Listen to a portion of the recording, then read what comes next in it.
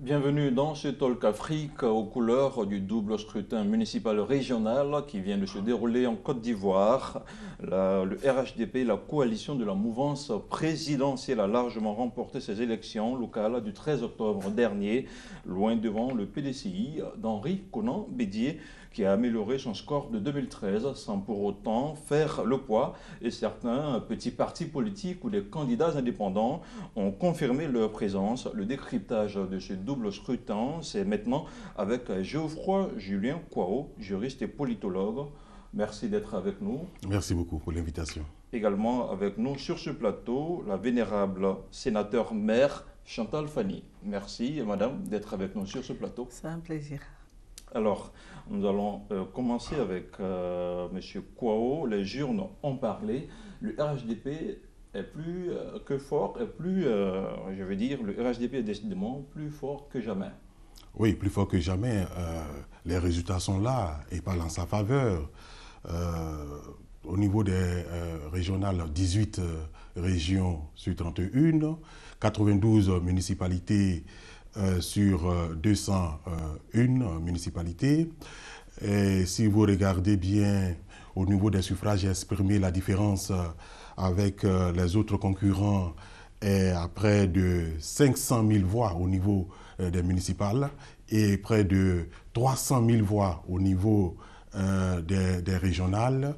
C'est une très belle victoire, mais qu'il faut relativiser par le faible taux de participation, 46% au niveau des régionales, 36% au niveau des municipales. Certes, le RHDP a gagné, c'est une belle victoire de la légalité en sa faveur, mais ça pose un problème de légitimité. Un problème de légitimité. Chantal Fanny, vous êtes maire, sénateur. Votre décryptage, mais avant, présentez-vous à ceux qui ne vous connaissent pas. Je suis donc Chantal Fanny. Je suis sénateur de la région du Foulon, maire de la commune de Kaniasso, initialement diplomate de carrière. Comme monsieur, je suis diplômé de sciences politiques de l'université Laval. J'ai un DEA en droit public, DESS en communication et je suis doctorante en droit en sciences politiques. Alors, cette somme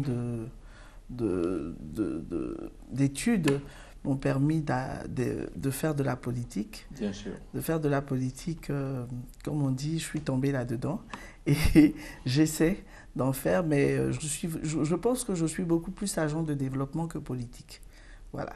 Alors, agent de développement que politique, quel est votre décryptage de ce double scrutin auquel nous venons d'assister en Côte d'Ivoire? Moi, je pense que nous avons le RHDP, puisque je représente le RHDP, nous avons pu mettre les pieds dans les plats et dire que nous sommes un peu partout et que nous maîtrisons un peu la politique de la Côte d'Ivoire et que la meilleure des choses, c'est de se mettre ensemble pour pouvoir unifier la Côte d'Ivoire et unifier les enfants de la Côte d'Ivoire.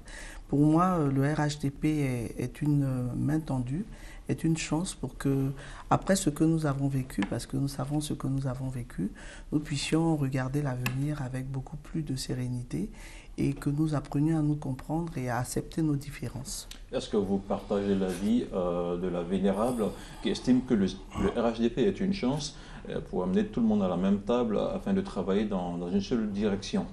Oui, écoutez, nous sommes dans un cadre concurrentiel, multipartite. Le multipartisme suppose les regroupements politiques, mais aussi des partis politiques qui peuvent aller seuls à un scrutin. Je pense que ce peut être une chance si le cadre démocratique est meilleur. Par exemple, ce n'est pas le cas. Je ne le pense pas. On ne peut pas. La Côte d'Ivoire est l'un des rares États au monde à avoir une seule télévision. Or, la démocratie par excellence, c'est la pluralité médiatique, parce que les médias, c'est par excellence l'espace public. Et c'est là que se fait le débat public. Et le mérite politique, c'est à travers le débat public. C'est à travers le débat public qu'on fait le casting politique. Mais à partir du moment public... Ce n'est pas qu'à la télévision. Oui, mais c'est l'un des supports importants. Pour faire de la politique, il faut d'abord être visible. Et la visibilité passe d'abord par les médias.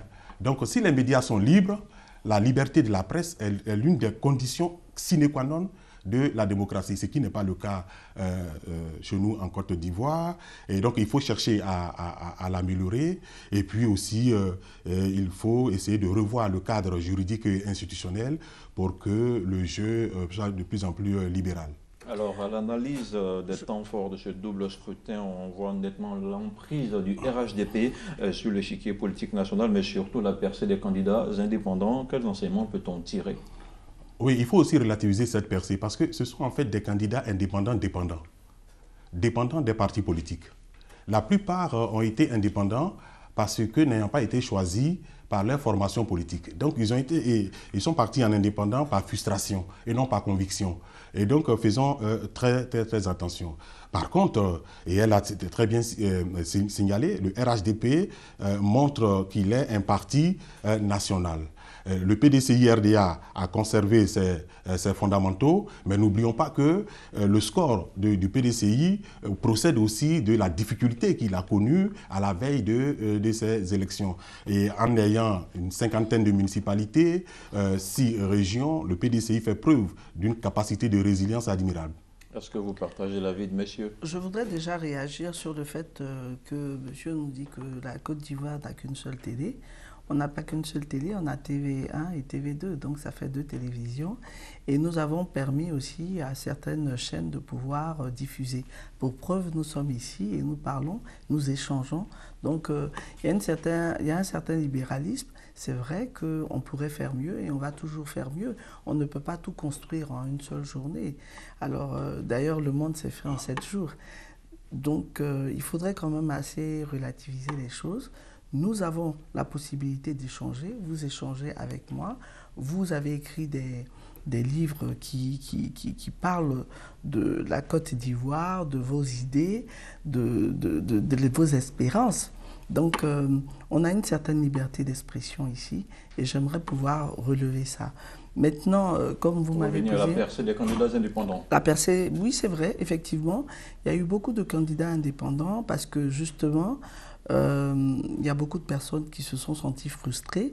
Et moi, ma déception, justement, dans le cas d'indépendance, c'est qu'il faudrait que nos partis aient...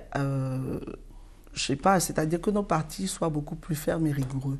C'est justement parce qu'il y a une facilité de partir en indépendant et de revenir à la maison comme si vous allez d'une chambre à une autre, que nous avons une percée d'indépendants. Et moi, mon souhait, c'est que les partis soient fermes et qu'il y ait une certaine discipline du parti. Parce qu'arrivé à un certain moment, maintenant, tout le monde pense qu'il peut tout faire et que dès qu'on va en indépendant, si on a gagné, on revient à la maison parce qu'il y a quelqu'un d'autre qui nous fait la cour.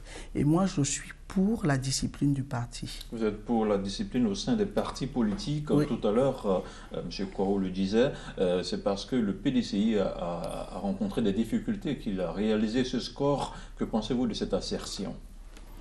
Je ne sais pas si je ne connais pas la politique interne du PDCI. Je sais que à un certain moment, le PDCI a décidé de faire chemin seul, alors que nous étions ensemble. Et moi, je pense que c'est un coup c'est un coup d'humeur. Et que justement, ce coup d'humeur a donné ce résultat-là. Si c'était mieux pensé, peut-être ils auraient eu beaucoup plus de communes, mais il ne faut pas oublier aussi que justement cette dissension que nous avons eue aussi nous a fragilisé, nous le RHDP, parce que le président Alassane Ouattara a toujours voulu partir en équipe et a cru jusqu'au bout que nous pouvions nous retrouver autour d'une table pour échanger. Donc, ce qui n'a pas été le cas. Alors, comment réagissez-vous à cet indépendant qui retourne à la maison après avoir été élu sur une bannière indépendante, comme on l'a dit tout à l'heure? Oui, mais c'est une trahison envers l'électorat. Ils sont partis, ils étaient porteurs d'une offre politique qui a séduit l'électorat en tant qu'indépendants. Et après, une fois élus, ils reviennent à leur parti original. C'est une trahison. C'est une posture politiquement incorrecte. Voilà, parce que cela remet en cause l'acte fondamental posé par les électeurs. Alors, ce n'est pas nouveau. Après les présidentielles de 2010, en Côte d'Ivoire, on a assisté à des scènes de violence. On a compté officiellement 3000 morts. Ce double scrutin municipal et régional a lui aussi enregistré des violences. On a également compté des morts. Oui, 5 au total, beaucoup de dégâts matériels. Tout cela relève de l'immaturité, du dilettantisme politique, tant au niveau des électeurs que de la classe politique. Vous voyez, nous avons un problème avec les élections. Tous les problèmes de la Côte d'Ivoire partent des élections. Il faut donc que nous nous asseyions et que nous réfléchissions sur le cadre théorique, le cadre juridique et le cadre institutionnel de ces élections. Je vais vous donner un exemple. Le cadre institutionnel. Nous savons tous qu'en 2010, puisque vous le relevez si bien, la crise est partie du dysfonctionnement de la CEI et du Conseil constitutionnel. Il faut donc penser à la recomposition, aux attributions et au fonctionnement de ces deux institutions. Encore que les instruments internationaux le disent clairement, la CEI actuelle n'est pas compétente pour organiser des élections. C'est en ce sens que, en tant qu'analyste politique, j'ai salué le discours historique du président de la République du 6 août. Malheureusement, il a remis en cause ce discours en disant que les élections locales n'étaient pas concernées par la réforme de la CEI. Oui. Soit nous prenons acte, les choses sont faites, on a vu que la violence est là. Pour de simples élections locales, nous avons 5 morts. C'est trop. Il faut dès maintenant penser à la réforme de la CEI. Et il faut avoir une vision claire. La CEI est une commission électorale indépendante. Indépendante de qui? Mais indépendante de l'administration, qui a montré son incapacité à être impartiale. C'est pour cela qu'on a demandé la commission électorale indépendante. Dans une démocratie, une commission électorale indépendante est une anomalie administrative. Mais puisque notre administration, qui devrait être, qui en principe est chargée d'organiser les élections, ne peut pas être une chose impartiale, on a créé donc la CEI. Donc, l'administration ne doit pas être présente à la CEI. 2, les acteurs politiques ne peuvent pas être présents à la CEI. Donc, la CEI doit être indépendante et de l'administration et des partis politiques. Il faut confier cette CEI à la société civile en définissant, n'est-ce pas, des termes de référence assez clairs, des modes d'élection, mais il faut aussi penser au Conseil constitutionnel. Parce que les membres du Conseil constitutionnel sont nommés par le président de la République, le président du Sénat et le président de l'Assemblée nationale. Or, nous le savons toujours, le nommé rend compte au nommant. Le devoir d'ingratitude, cher à la démocratie, ne peut pas être opérationnel ici. Il faut donc voir le mode de désignation des membres du Conseil constitutionnel pour qu'en 2020, nous ayons des élections apaisées parce que, et je finis par là, si vous remarquez bien, nous allons vers le scénario de 2010. M. Henri Konan Bédié a affiché clairement ses velléités présidentielles. Le président Alassane Ouattara laisse transparaître aussi ce désir-là.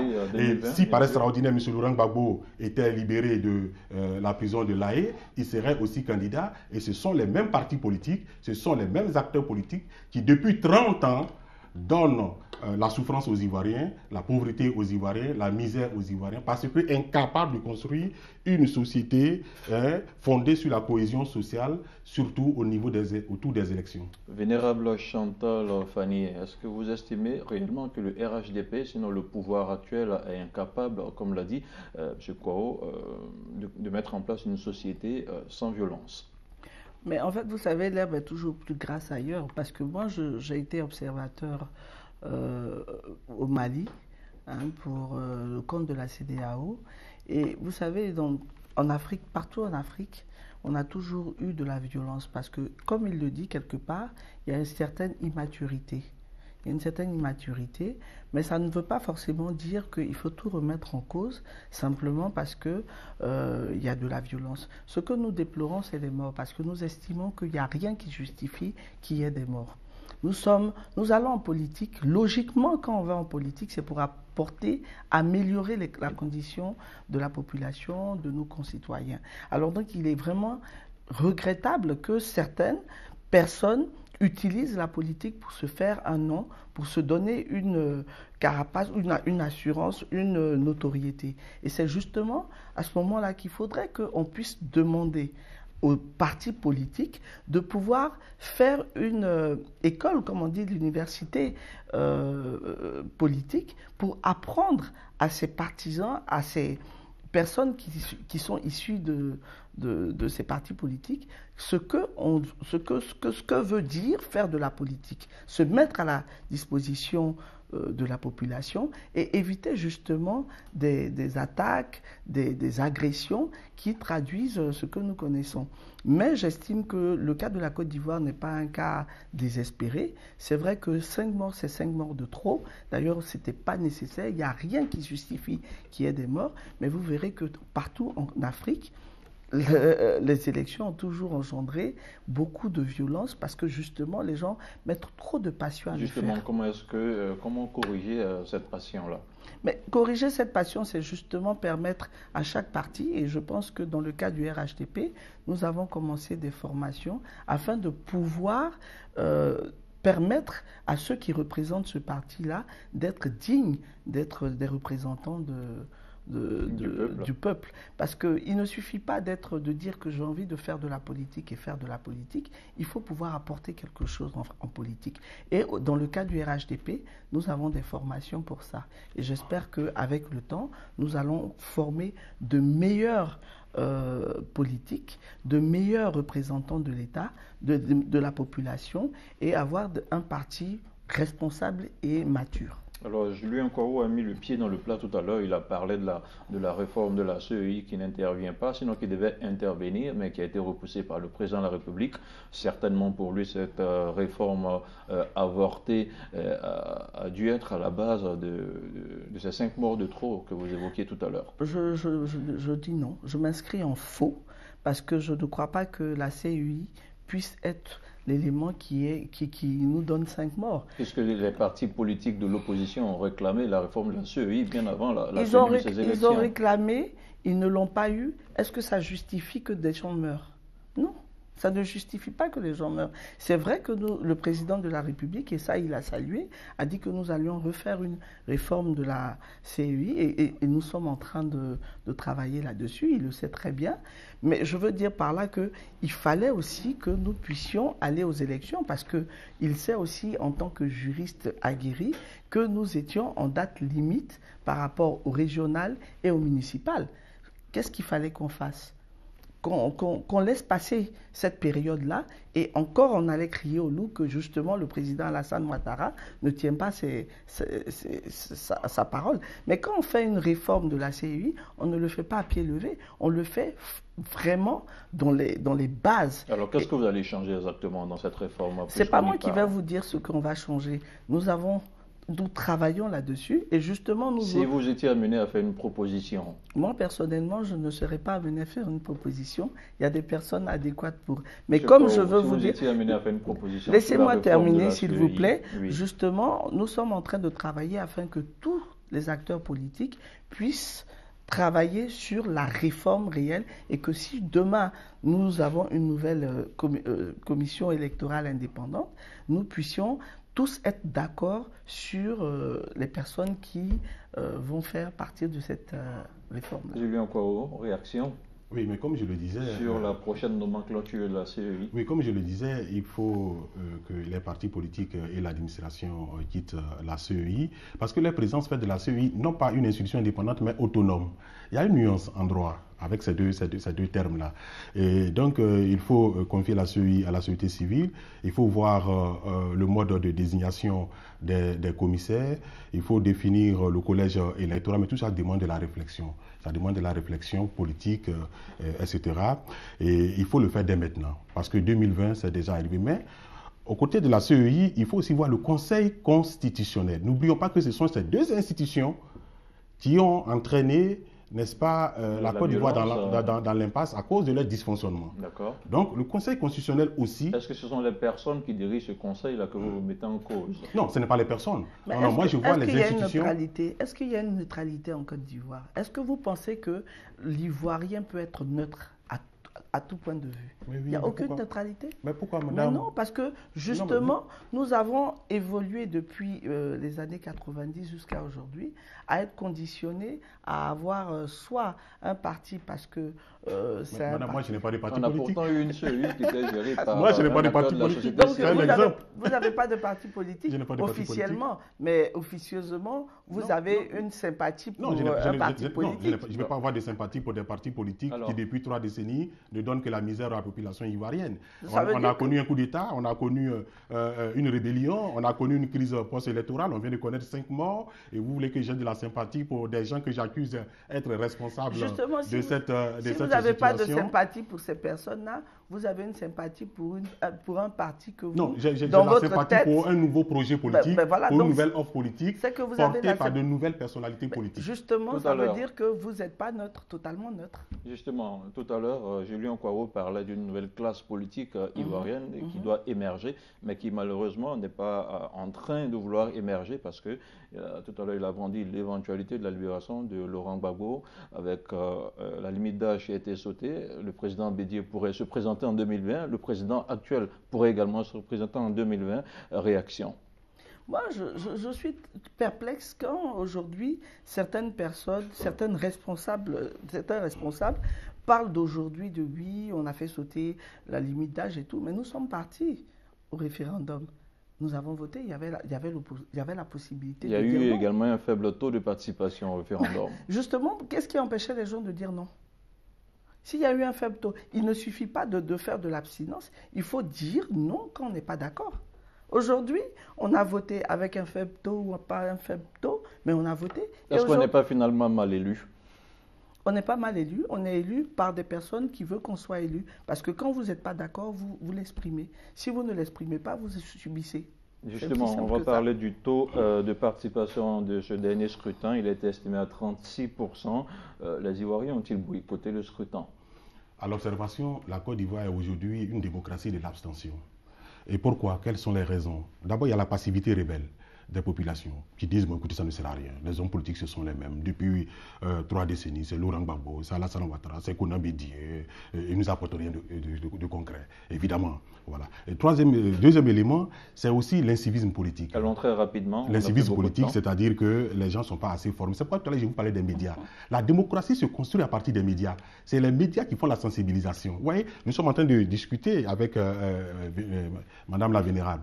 Mais vous allez voir que des millions de personnes vont nous écouter parce que c'est sur un plateau de télévision. Or, si nous discutons seulement entre nous dans notre salon, personne ne va nous voir. Tout à l'heure, il parlait de la Constitution. Mais parce que les Ivoiriens ne savaient même pas qu'on devait faire des réformes. Il n'y a pas eu de débat télévisé, il n'y a pas eu de débat radiophonique, il n'y a pas eu de débat public. J'ai écrit un livre à l'époque. Côte d'Ivoire, la Troisième République est mal partie, où j'ai montré les insuffisances et les maladresses de cette constitution. J'avais demandé à l'époque un débat contradictoire avec le président du comité des experts, le professeur Ouraga Oubou. Personne ne m'a écouté. J'ai demandé à la télévision ivoirienne de m'inviter pour que j'expose mes idées. Évidemment, elle ne pouvait pas m'inviter, puisque mes idées n'allaient pas dans le sens de celles du prince. Donc c'est de ça que je parle. Si nous voulons une société paisible, ouvrons le débat, ouvrons l'espace, les Ivoiriens vont choisir les meilleurs. Très bien. Excusez-moi, quand vous dites que vous parlez de la télévision, qu'il faut des débats, effectivement, il faut des débats pour justement se comprendre, s'écouter et trouver une solution idoine. Mais est-ce que c'est à la télé qu'on éduque les gens? Non. Oui, si. Non, pas forcément. C'est un instrument. C'est un instrument, Oui, mais ce n'est pas là. entendu. Justement, vous, aujourd'hui, vous arrivez à débattre avec nous parce que vous avez un background. Vous avez un background. Oui, les Ivoiriens en ont. Hein. Oui, mais alors s'ils en ont, justement, ils peuvent faire des Tout à l'heure, débats. quand je venais, j'ai vu un jeune qui tenait une cabine téléphonique. Il est thésard. Mais alors, donc, comment il prépare vous un pouvez, doctorat mais en comment vous sociologie. pouvez justement dire que cette personne qui a un doctorat et qui prépare un doctorat en sociologie, qui a une cabine, n'est pas conscient qu'il faille aller voter pour justement changer les choses? Non. Alors, il faut dire plutôt que les Ivoiriens sont en train de démissionner parce qu'ils pensent parce qu'ils ne que, se sentent pas concernés voilà, ils par ne la se sentent chose pas politique. concernés. Maintenant, il faut que justement les partis qui sont là, qui se créent, parce qu'il y a des partis qui se créent entre-temps, il y a des personnes comme vous qui avez un idéal et qui peuvent justement, en tant que société civile, exhorter les personnes à avoir une introspection et demander à ce que nous puissions avancer. Parce qu'aujourd'hui, quand on regarde l'extérieur, on regarde nos parents, enfin, du moins c'est l'international, ils ont traversé ce que nous traversons. Mais il faut justement que l'Ivoirien apprenne à échanger sans passion, apprenne à écouter l'autre et apprenne à dire que bon, ben, nous ne sommes pas d'accord, mais nous allons essayer ou bien nous allons aller d'une autre manière sans pour autant aller à la violence. Très bien. Alors, on va terminer avec les femmes. Qu'est-ce qui explique le faible taux de présence des femmes à des postes électifs en Côte d'Ivoire? Vous savez, vraiment, moi, concernant ce débat-là, je suis pas féministe, mais je suis partie pour que vraiment les femmes puissent s'investir. En 2013, justement, quand je me suis présentée, parce que mon premier mandat part de 2013, on nous avait demandé, on a dit qu'il fallait que les femmes se présentent. Et honnêtement, je pensais qu'il y allait avoir une discrimination positive. C'est-à-dire, les seules femmes qui étaient, puisqu'on n'avait que 10 femmes élues maires, une femme au conseil régional, le gouvernement, l'État allait nous accompagner. Parce que, en fait, nous, les femmes, on est Ce n'est pas le cas? On n'a pas été accompagnés en 2013. Mais cette année, justement, le président de la République a décidé de mettre un accent particulier sur la participation des femmes au scrutin. Et il a décidé de nous accompagner. De nous accompagner, c'est lui qui va décider du cadre juridique, le cadre pour nous accompagner. Mais moi, j'en ai profité justement parce que j'étais dernièrement au Canada pour un forum Canada-Afrique au sommet des Amériques. Et nous avons réussi à créer un partenariat. Et aujourd'hui, je suis à la tête du REFEP, le réseau des femmes élues et politiques, justement pour emmener ces femmes-là à aller à la politique. On est en partenariat avec Sako Sesso et justement on a décidé de former les femmes à la politique. Mais aujourd'hui, il y a un frein. Il y a un frein pourquoi? Parce que les hommes ont peur des femmes. Ça, c'est clair. Et quand on va aux élections, moi je suis allée aux élections, il n'y a pas de débat d'idées. On va terminer. Il n'y a pas de il n'y a pas de débat d'idées. Oui. Il y a plutôt des agressions qui touchent l'honorabilité de la femme. Et nous, les femmes, on est sensibles. Du moment où on nous attaque sur notre féminité, sur notre la stigmatisation, on pense à nos enfants, parce que qu'est-ce que nos enfants vont voir? On pense à nos maris, à nos beaux-parents, à nos parents. Il faut les protéger. Voilà, il faut les protéger. Et on fait marche arrière. Et c'est surtout ça que ces gens-là travaillent. Et on espère que les choses vont changer grâce à vous. J'espère. Et à d'autres femmes. Simplice, sinon, Geoffroy Julien Kwao, votre mot de la fin. Je dis qu'il faut dès maintenant préparer 2020. Il faut être optimiste. Et pour être optimiste, il faut se référer au discours du président de la République le 6 août 2018. Et moi, j'invite le président de la République à rester dans cette dynamique. D'habitude, je suis très critique envers les gouvernants, mais là, j'étais laudateur parce que le discours était beau, de loin le meilleur discours du président de la République. Merci. Il faut qu'il reste dans cette direction, dans cette logique, et je pense que... Merci beaucoup, Geoffroy Julien Kwao, juriste et politologue. Merci d'avoir accepté notre invitation. Merci également à vous, Chantal Fanny, sénatrice du Folon et maire également. Merci d'avoir été... De la commune de Kaniasso. Voilà, de la commune de Kaniasso. Merci d'avoir été avec nous sur ce plateau du Talk que j'ai eu beaucoup de plaisir à vous présenter. Merci et à très bientôt pour un autre numéro.